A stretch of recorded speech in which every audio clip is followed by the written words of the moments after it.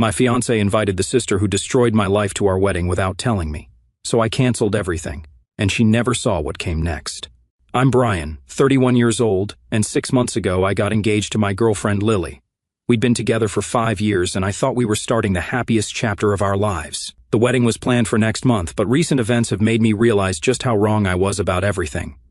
To understand how it got to this point, you need some context. I have a younger sister, Sarah, who's 28. I haven't spoken to her in over 9 years, and there are good reasons for that. Growing up, Sarah and I just couldn't get along. Our parents tried to force us into some ideal sibling relationship, but all we ever did was clash. Sarah was relentlessly competitive, constantly trying to outdo me in every possible way. I still remember the moment that set the tone for everything. I was 10, and Sarah was 7. I had just won a spelling bee at school, and our parents took us out for ice cream to celebrate. Instead of being happy for me, Sarah had a full-blown meltdown right there in the ice cream shop. She screamed that it wasn't fair and that she could spell better than I could. She demanded that our parents quiz her right then and there, making the entire situation painfully awkward and humiliating. That was just the beginning. As we grew older, her behavior became more insidious. If I got an A on a test, she'd obsessively study until she got an A too. When I was 12, I won a local art competition, and our parents took us out for dinner to celebrate.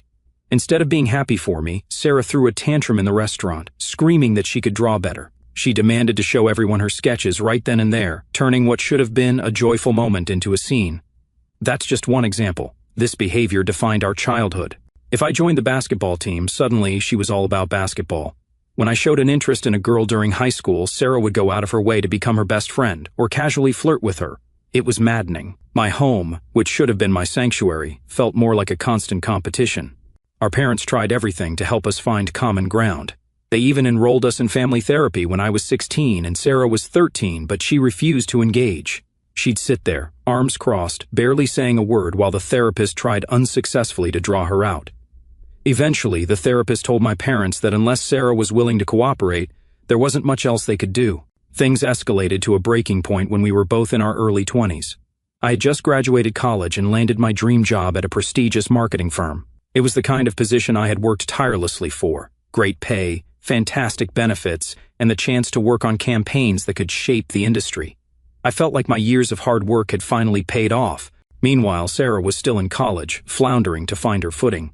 She had changed majors at least 4 times and was on the brink of academic probation, struggling to keep up with deadlines and direction. When I shared the news of my job offer at a family dinner, I expected at least a polite congratulation. Instead, Sarah erupted.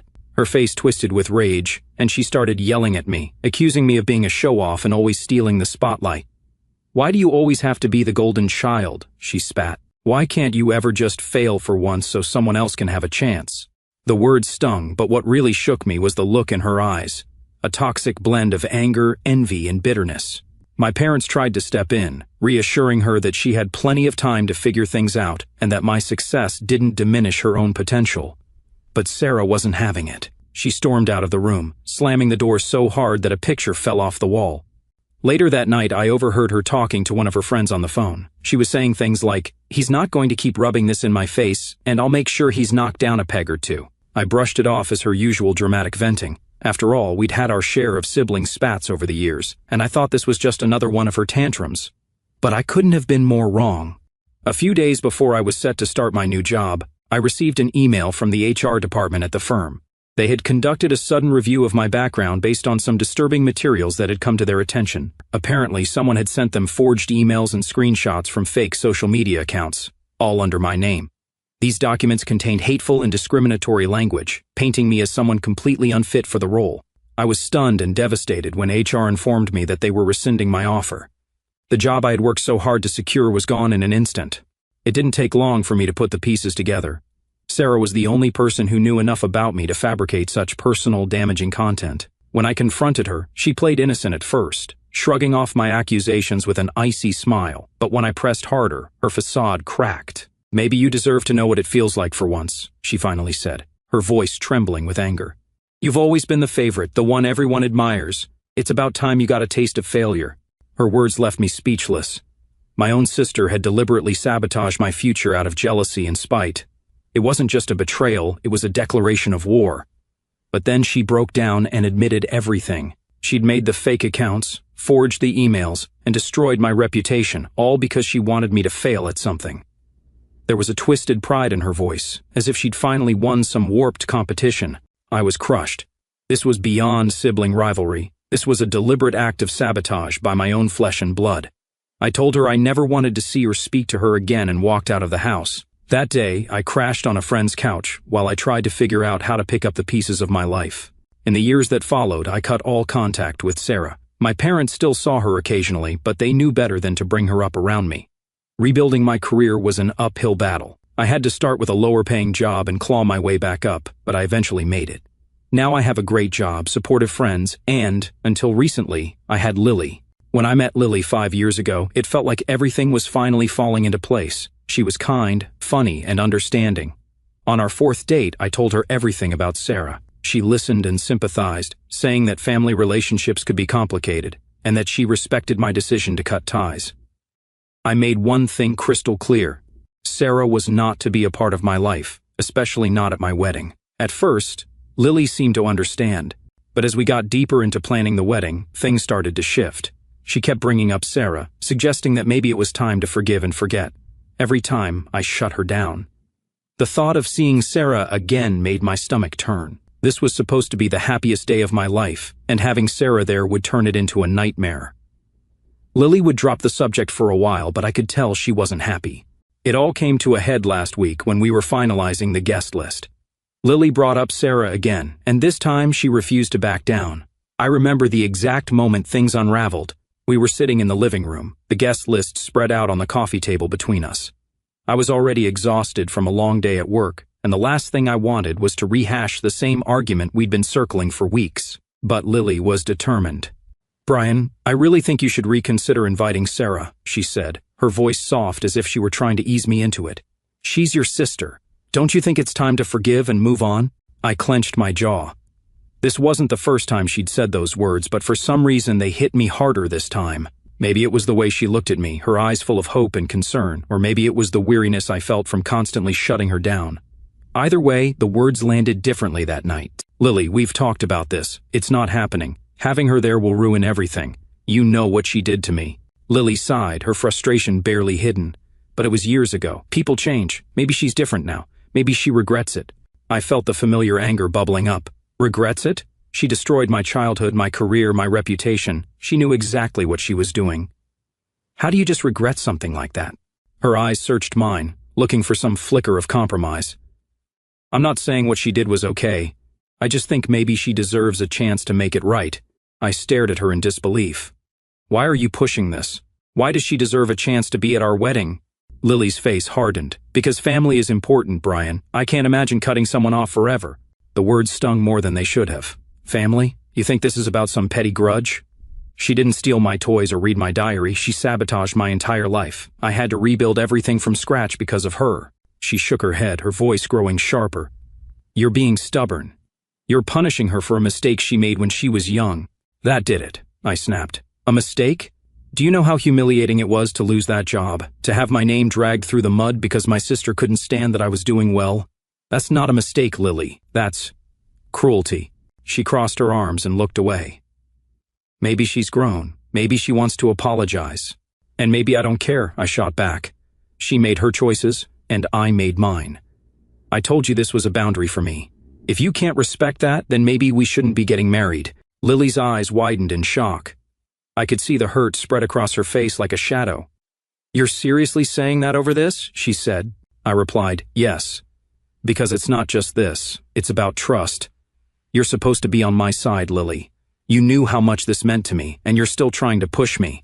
We sat there in silence, the weight of my words hanging in the air.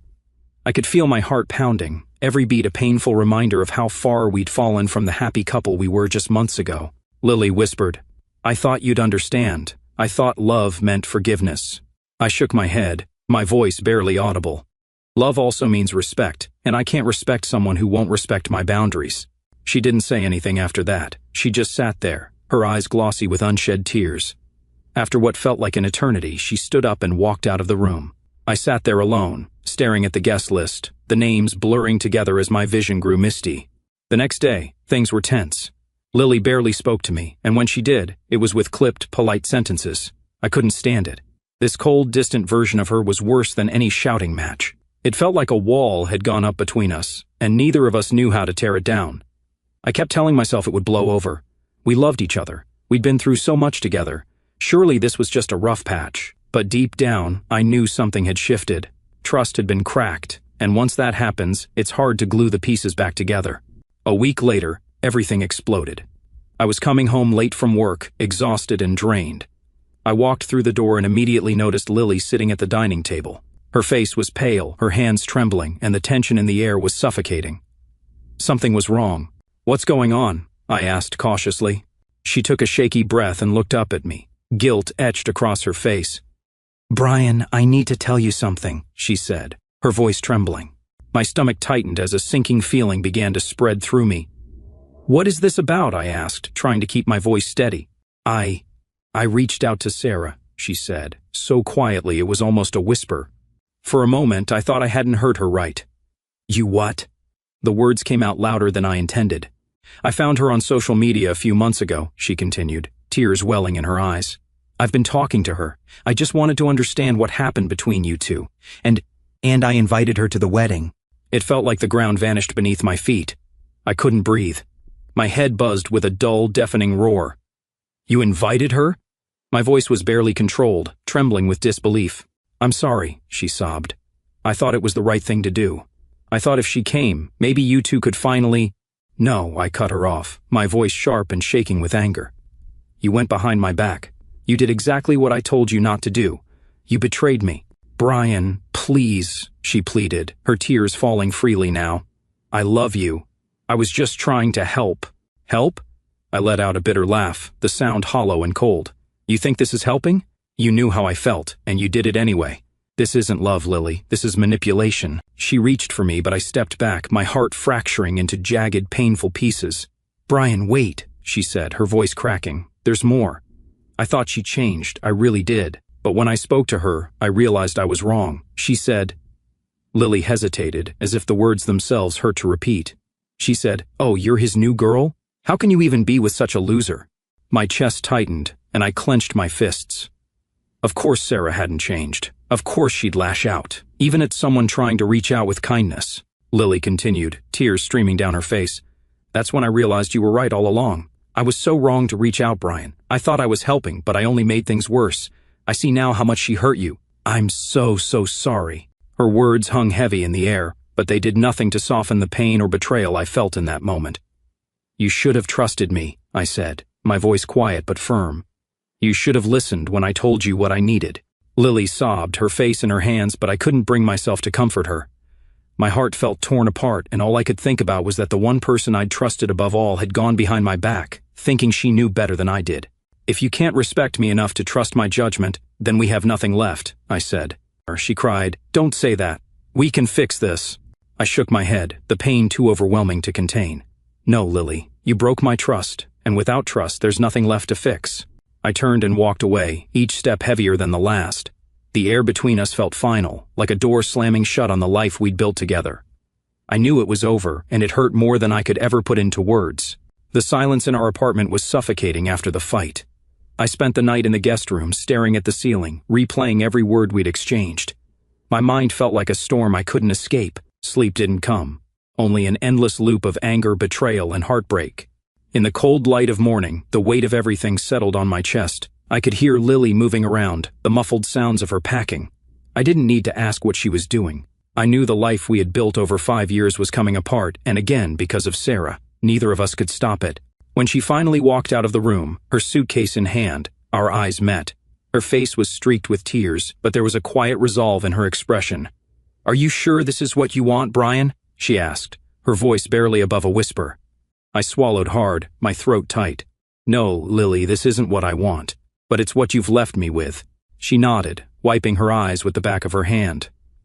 "I never meant to hurt you." "I know," I said, my voice cracking. "But that doesn't change what you did." We stood there for a moment, the air between us heavy with everything left unsaid. Then she turned and walked out the door. The sound of it closing behind her was a finality I wasn't ready for. I sank onto the couch, the emptiness of the apartment pressing in on me. It felt like the walls were closing in, the silence deafening in its finality. The next few days were a blur. I called off the wedding, officially canceling the venue, the caterers, and the florist. Each call felt like another stab to the heart, like I was dismantling a dream piece by piece. The reactions were mixed. My friends tried to be supportive, though some of them clearly didn't understand. Lily's family, on the other hand, made no effort to hide their anger. Her mother called me a heartless monster, accusing me of throwing away a perfect relationship over petty sibling drama. Her brother, who I used to be close with, sent me a long, bitter text, telling me I was making the biggest mistake of my life. I stared at the screen, feeling numb.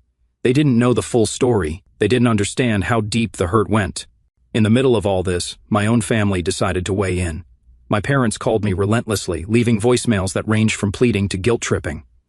My mother's voice was shaky and tearful. "Brian, please. This could be a chance to heal the family. Don't let this tear everything apart." But it wasn't me who had torn everything apart. It was Sarah, and now Lily. The people who were supposed to protect me and stand by me had crossed lines I couldn't forgive. One evening, after a long day at work, I came home to an email from Sarah. I almost deleted it without reading, but curiosity got the better of me. The subject line simply said, "I'm sorry." The email was long, filled with apologies and explanations. She wrote about how she'd spent years in therapy, trying to understand her jealousy and resentment. She admitted that what she did to me was unforgivable, but claimed she was a different person now. She wanted to reconnect, to make amends, to be a sister to me again. I stared at the words on the screen, feeling nothing but exhaustion. Was I supposed to believe that a few years of therapy could erase the pain she'd caused? Could it undo the damage of losing my dream job, the embarrassment, the years of struggle to rebuild my career? The scars ran too deep. I closed the email without responding. I spent the following weekend alone, trying to process everything. My mind kept circling back to Lily. I missed her, the way she'd laugh at my dumb jokes, the way her eyes sparkled when she talked about her passions. But I couldn't shake the feeling that the trust we'd had was gone. It wasn't just about Sarah, it was about Lily choosing to ignore something I'd made clear from the start, and doing exactly the opposite to prove a point. I went to play basketball, trying to sweat out the frustration. I lifted until my legs burned, focusing on the physical pain instead of the emotional one. Afterward, I sat in my car, drenched in sweat, staring out the windshield. Was I being too stubborn? Was it worth losing Lily over this? But every time I considered reaching out, I remembered the hurt in my chest when she admitted she'd gone behind my back, the feeling of betrayal, the cold realization that the person I loved hadn't respected my boundaries. No matter how much I loved her, that wound was too fresh, too deep. On Tuesday morning, I walked into work feeling like a ghost. My boss, a no-nonsense woman named Ashley, pulled me aside. She'd always been supportive, and today was no different. "You doing okay?" she asked, her voice softer than usual. I forced a smile. "I'm getting there." She nodded, studying me for a moment. "Sometimes standing your ground is the hardest thing to do, but it's worth it." Her words stuck with me. I spent the rest of the day lost in code, letting the rhythm of work distract me from the chaos in my mind. By the time I got home, the apartment felt emptier than ever, but for the first time in days, I felt a small sense of peace. I had made the right choice. It didn't make the pain any less real, but at least I hadn't compromised myself. That night, I deleted Sarah's email. I didn't need to read it again. I knew my answer. In the days that followed, life moved on, but it felt like I was standing still. The apartment, once filled with warmth and laughter, now felt cold and hollow. Lily's absence was a constant ache. Her side of the closet was empty, the bathroom shelves half bare. I kept catching myself expecting to see her, hearing her voice in the quiet moments, only to be reminded that she was gone. I threw myself into work, using the long hours and challenging projects as a distraction. But no matter how busy I kept myself, the weight of everything lingered. The betrayal, the shattered trust, the future that had slipped through my fingers. All of it followed me like a shadow. Then came the call from my parents. My phone buzzed late one evening, and for a moment I considered ignoring it, but something made me pick up. "Hi, Mom," I said, my voice flat. "Brian," she said, her tone cautious. "Please come to dinner this weekend. We need to talk." "I don't think that's a good idea," I replied, exhaustion seeping into my words. "Please," she pleaded. "It's important." Against my better judgment, I agreed. Maybe some part of me still hoped they would understand, that they'd finally see my side of things. But deep down, I knew I was setting myself up for disappointment. Saturday evening came and I drove to my parents' house, my stomach in knots. The memories of my childhood home felt different now, tinged with a sadness I couldn't shake. As I walked up the steps, I took a deep breath, bracing myself. The door opened, and my mom greeted me with a forced smile. "I'm so glad you came," she said softly, pulling me into a hug that felt more like a plea than comfort. I stepped inside and immediately sensed something was off. The air felt heavy, like a storm was about to break. And then I saw her, Sarah, sitting at the dining table. Her eyes met mine, wide with something that almost looked like regret. A cold wave of anger rushed through me. "What is she doing here?" I demanded, my voice shaking. "Brian, please," my dad said, his expression pained. "We just want to help you make peace." "What is wrong with everyone? You did this behind my back," I said, the betrayal hitting me like a punch to the gut. "You ambushed me." My mom's eyes filled with tears. "We thought if you two just talked, you could finally heal." I shook my head, my hands clenched into fists. "You don't get it. You never have." "Brian, wait," Sarah spoke up, her voice trembling. "I just want to apologize." Her words fell on me like empty noise. I turned to my parents, bitterness rising in my throat. "You're still trying to fix something that's broken beyond repair. You can't force this." My dad's voice cracked. "We just want our family back." "This is your family now," I said, my voice hard. "Where trust doesn't matter, where betrayal is swept under the rug." I turned toward the door, the weight of finality heavy on my shoulders. "I told you where I stood. If you can't respect that, then I don't know what else to say." I walked out, my heart pounding in my ears. My mom's sobs followed me down the steps, but I didn't look back. The cold night air hit my face, and for the first time in a long time, I felt clear. The lines had been drawn. I didn't cross theirs, and I wouldn't let them cross mine. That night, I sat in my car for a long time before driving home. My phone buzzed with texts from my parents, Sarah, even Lily. They probably even told her about this. I ignored them all. I wasn't ready to respond, to explain myself again, to justify my pain. I'd done that enough. When I finally got home, the emptiness of the apartment no longer felt suffocating. Instead, it felt like space I could breathe in. I was tired of holding on to relationships that hurt me, of trying to fit pieces together that no longer matched. I spent the next few days in quiet reflection. I knew I had burned bridges that couldn't be rebuilt, but there was also a strange sense of freedom in it. I wasn't carrying the weight of others' expectations anymore. I wasn't obligated to forgive someone who hadn't earned it. One evening, I decided to meet up with some friends. They'd been worried about me, and I figured it was time to step out of the shadows. We went to a small bar downtown, the kind of place where the music was low and the conversation could flow. As I sipped my drink and listened to their laughter, I realized how much I had isolated myself. The world hadn't ended because my engagement did. Life kept moving, and so could I. Later that night, as we were leaving, my friend Sam clapped me on the shoulder. "You did the right thing, man," he said. "It takes guts to stand up for yourself." I nodded, a small smile forming. For the first time, I believed it. Standing my ground had cost me, but losing myself would have cost more. The next morning, I went for a walk along the beach. The waves lapped gently at the shore, and the morning sun reflected off the water in shimmering golden hues. I took a deep breath, letting the salty sea air fill my lungs. There was still hurt, still loss. But there was also hope. I was finally free to build a life where my boundaries were respected, where I didn't have to compromise my peace for the sake of someone else's idea of family. I didn't know what the future held, but for the first time in a long while, I was okay with that. One step at a time, I would figure it out. The days stretched into weeks, and life settled into a new rhythm. I wasn't the same person I'd been before the breakup, but I was starting to feel more grounded. There was a strange peace in the quiet, in the simplicity of focusing on myself. It felt like I was slowly rebuilding the foundations of my life, not for anyone else, just for me. I spent more time with friends, people who accepted me for who I was.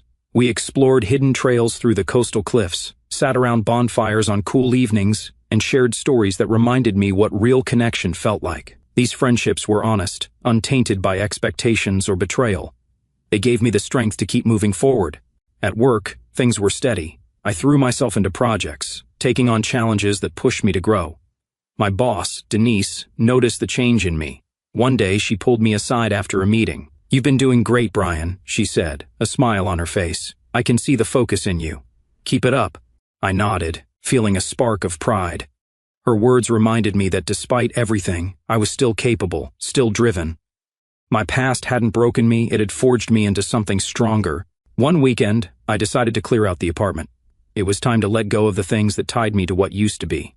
As I went through the drawers and closets, I found remnants of my relationship with Lily. A stray earring, an old movie ticket stub, a half-written grocery list in her handwriting. Each item carried a memory, a flicker of what we had. But instead of drowning in nostalgia, I let each one go. I placed them in a box, sealed it, and set it aside. Letting go didn't mean forgetting. It meant choosing to move forward without the weight of what could have been. The apartment felt different, cleaner, lighter. It was finally my space. I rearranged the furniture, added a few plants, and hung up new artwork. These small changes made a big difference. The space felt like a reflection of who I was now, not who I used to be. One evening, as I cooked dinner, a new hobby I was slowly getting better at, my phone buzzed. It was a text from my mom. "We miss you. Please talk to us when you're ready." I stared at the message for a long time. The hurt from the dinner ambush still lingered, but I also knew my parents weren't bad people. They just didn't understand the depth of my pain, the boundaries I needed to protect myself. I didn't reply right away. I needed more time, and that was okay. Healing didn't have to be rushed. A few weeks later, I was at a rooftop party downtown when I met someone new. Her name was Emily. She had an easy smile and a way of making conversation feel effortless.